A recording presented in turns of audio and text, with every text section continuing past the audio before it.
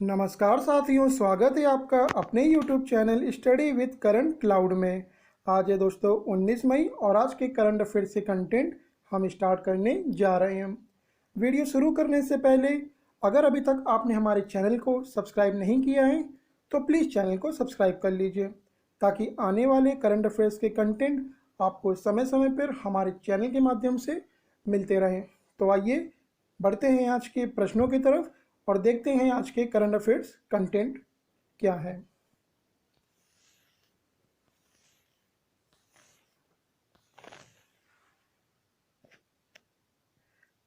पहला प्रश्न है आज का, कौन सी राज्य सरकार ने सब्जी के लिए मोमा मार्केट का शुभारंभ किया है? मोमा मार्केट आज के सेशन का ये इंपॉर्टेंट क्वेश्चन होने वाला है दोस्तों, ध्यान से देखिएगा इसे। तो इसका जवाब क्या हो जाएगा? मणिपुर। और क्या है ये मोमा मार्केट? तो आइए इसके बारे में भी आपको बताते चलें।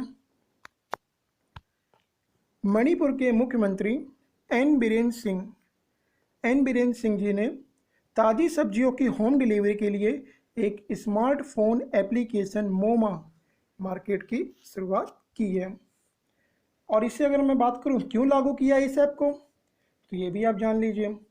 ताकि यह सुनिश्चित किया जा सके कि लोगों को कोविड-19 प्रेरित कर्फ्यू के दौरान उनके घर पर ताज़ी सब्जियां मिल सकें और कृषि उपज की संकट बिक्री को कम करने के लिए सीएमजी द्वारा यह ऐप लॉन्च किया गया है।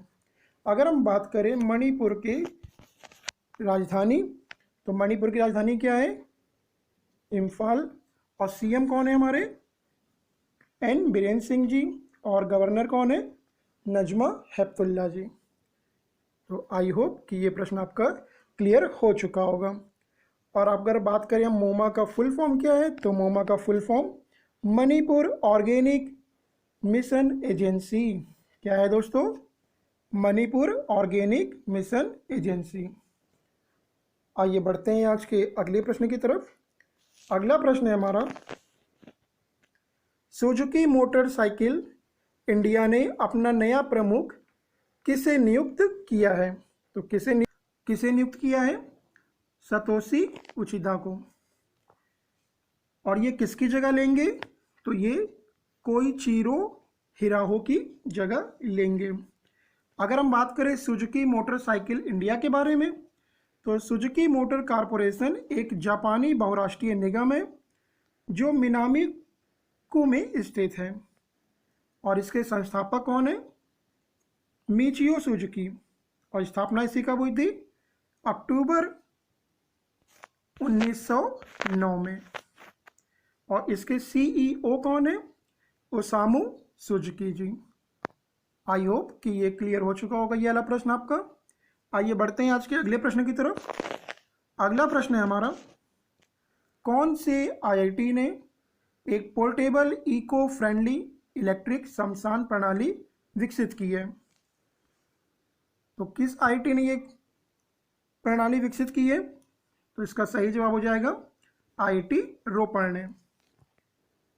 और इलेक्ट्रॉनिक शमशान प्रणाली के बारे में अगर हम बात करें तो ये क्या है, ये भी आपको बताते चलें।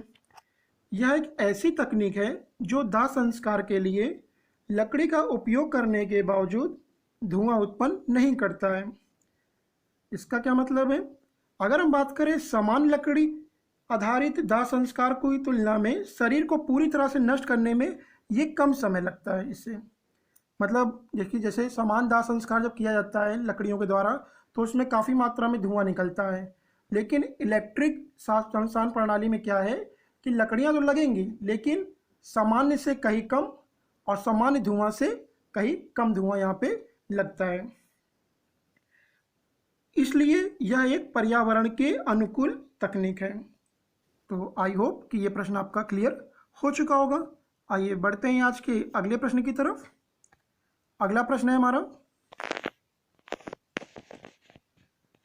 किस राज्य सरकार ने ब्लैक फंगस को अधिसूचित रोग घोषित किया है? तो ये इसका सही जवाब हो जाएगा हरियाणा सरकार। और अगर हम बात करें कि ब्लैक फंगस के बारे में, तो ब्लैक फंगस क्या है? Indian council of medical research के अनुसार ब्लैक फंगस मुख्य रूप से अन्य स्वास्थ्य समस्याओं के लिए दवा लेने वाले लोगों को प्रभावित करता है, जो पर्यावरणीय रोगजनकों से लड़ने की उनकी क्षमता को कम कर देता है। और अगर हम बात करें हरियाणा के बारे में, तो यहाँ की राजधानी क्या है?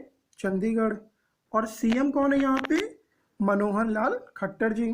और गवर्नर कौन है? सत्यदेव नारायण आर्य जी। आइए बढ़ते हैं आज के अगले प्रश्न की तरफ। अगला प्रश्न है हमारा,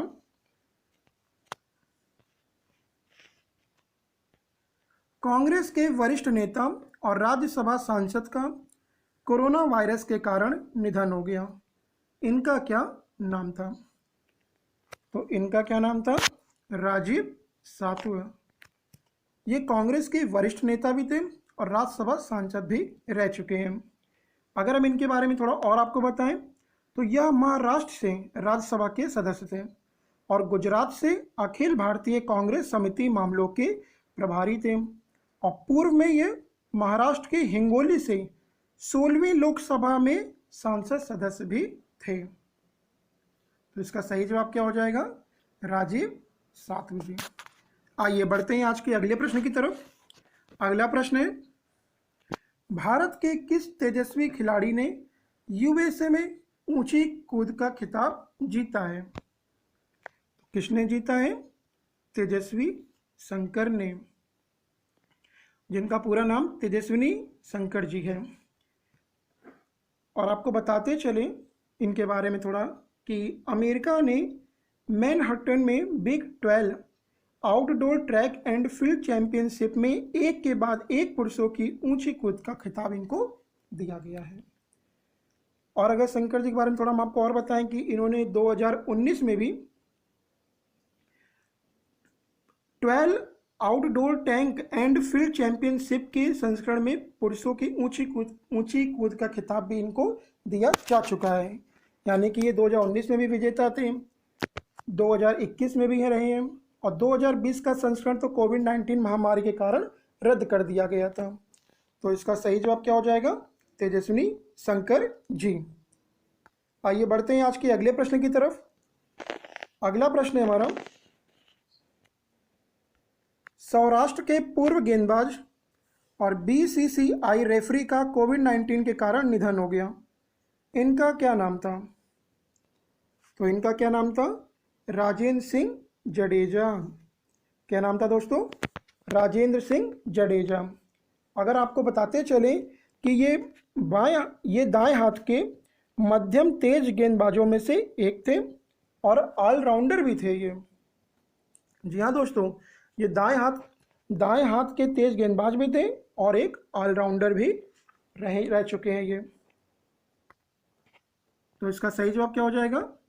राजेंद्र सिंह जडेजा। आइए बढ़ते हैं आज के अगले प्रश्न की तरफ। अगला प्रश्न है हमारा, किस खिलाड़ी को बास्केटबॉल हॉल ऑफ फेम में मरणोपरांत शामिल किया गया है? तो किसको शामिल किया गया है? कोबे ब्रायंट को। कोबे ब्रायंट को Naismith memorial basketball hall of fame में शामिल किया गया है। अगर हम बात करें कि एनबीए के महान माइकल जॉर्डन द्वारा समारोह में इन्हें प्रस्तुत किया गया था, भाई आमंत्रण दिया गया था माइकल जॉर्डन जी द्वारा, लेकिन क्या हुआ कि इनकी विधवा यानी कि इनकी वाइफ ने, वेनेसा ने इनकी ओर से उनको हॉल ऑफ में शामिल होना स्वीकार किया था। और अगर हम इनके बारे में आपको थोड़ा अगर और बताएं कोबे ब्रायंट जी के बारे में, तो Los Angeles Lakers grant Bryant 2016 में ये सेवानिवृत्त हो गए थे, रिटायरमेंट इन्होंने ले लिया था। ये 5 बार एनबीए चैंपियनशिप जीत चुके हैं और जनवरी 2020 में एक हेलीकॉप्टर दुर्घटना में 41 वर्ष की आयु में इनका निधन हो गया था। तो क्या आपका ये आज का प्रश्न क्लियर हो चुका होगा? इसका सही जवाब क्या हो जाएगा? Kobe Bryant. आइए बढ़ते हैं आज के अगले प्रश्न की तरफ। अगला प्रश्न है हमारा, अंतर्राष्ट्रीय संग्रहालय दिवस कब मनाया जाता है? 18 मई को। कब मनाया जाता है दोस्तों? 18 मई को। इस बार इसका विषय क्या रखा गया है, इस बार इसका विषय क्या रखा गया है तो भी जान लीजिए। संग्रहालयों का भविष्य, पुनः प्राप्ति और पुनर्कल्पना इसका विषय 2021 का रखा गया है। और अगर हम बात करें कि अंतर्राष्ट्रीय संग्रहालय परिषद के अध्यक्ष कौन है, तो इसके अध्यक्ष कौन है, सुए ऑक्साय जी। और इसका मुख्यालय कहाँ है, पेरिस यानी कि फ्रांस में। संस्थापक कौन है, चौंसी जे हेमलिन। और इसकी स्थापना कब हुई थी, 1946 में। कब हुई थी दोस्तों, 1946 में। आइए बढ़ते हैं आज के अगले प्रश्न की तरफ। अगला प्रश्न है हमारा आज का, वर्ष 2021 का अंतर्राष्ट्रीय अजय स्वर्ण पदक किसने जीता। तो किसने जीता है, इसका सही जवाब हो जाएगा डॉक्टर रमेश पोखरियाल निशंक जी ने, जो हमारे केंद्रीय शिक्षा मंत्री भी हैं। और क्यों दिया गया इन्हें तो ये भी जान लीजिए। इनके लेखन, सामाजिक और समदार सार्वजनिक जीवन के माध्यम से उनकी साधारण प्रतिष्ठा और मानवता के लिए उत्कृष्ट सेवा के लिए इन्हें अजय स्वर्ण पदक से सम्मानित किया गया है। तो इसका सही जवाब क्या हो जाएगा, doctor Ramesh Pokhriyal Nishank ji. I hope कि आज का ये प्रश्न भी आपका क्लियर हो चुका होगा। आइए बढ़ते हैं आज के अगले प्रश्न की तरफ। अगला प्रश्न है हमारा, विश्व एड्स वैक्सीन दिवस कब मनाया गया। कब मनाया गया तो ये 18 मई को मनाया गया। 18 मई को विश्व एड्स वैक्सीन दिवस, जिसे HIV वैक्सीन जागरूकता दिवस के रूप में भी जाना जाता है, हर साल मनाया जाता है। पहला विश्व एड्स वैक्सीन दिवस 18 मई 1998 को, कब दोस्तों, 18 मई 1998 को पहला विश्व एड्स वैक्सीन दिवस मनाया गया था। और किल्टन जी के भाषण की वर्षगांठ के उपलक्ष्य में ये मनाया गया था। और हम इसे क्यों मनाते हैं तो वो भी जान लीजिए। HIV संक्रमण और एड्स को रोकने के लिए एक टीके की निरंतर तत्काल आवश्यकता को बढ़ावा देने के लिए इसे मनाया जाता है। तो इसका सही जवाब क्या हो जाएगा, 18 मई। आइए बढ़ते हैं आज के अगले प्रश्न की तरफ। आज का ये प्रश्न हमारे करंट अफेयर सेशन का आज आखिरी प्रश्न है, ध्यान से देखिएगा इसे।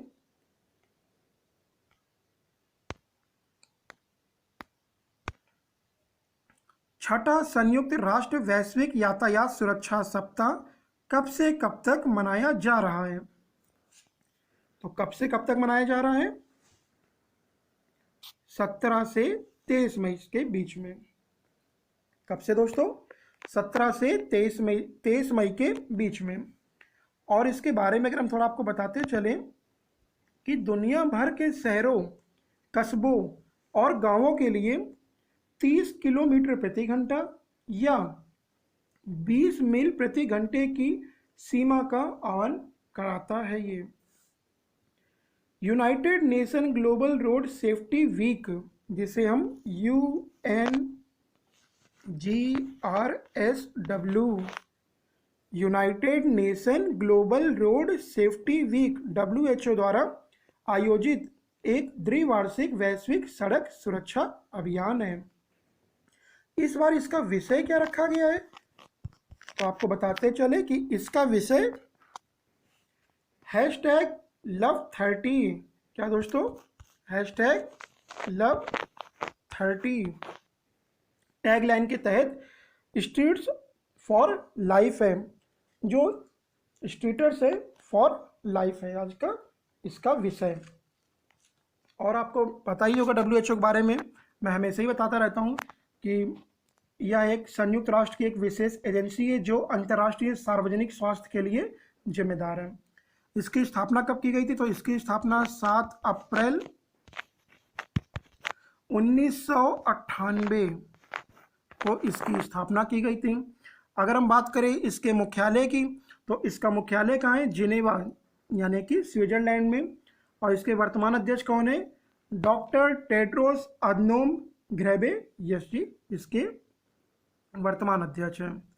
तो आई होप दोस्तों कि आपको आज के हमारे करंट अफेयर्स कंटेंट अच्छे लगे होंगे। जाने से पहले दोस्तों मैं आपसे यही रिक्वेस्ट करूंगा कि अगर आपको ये कंटेंट अच्छे लगे हों तो वीडियो को आप लाइक करते जाइए, और अगर अभी तक आपने हमारे चैनल को सब्सक्राइब ना किया हो तो प्लीज़ चैनल को सब्सक्राइब कर लीजिए, ताकि आने वाले करंट अफेयर्स के कंटेंट हम और भी बेहतर और भी सटीक तरीके से आपके सामने प्रस्तुत कर सकें। तो दोस्तों मिलते हैं आपसे अगली वीडियो में, तब तक के लिए जय हिंद साथियों।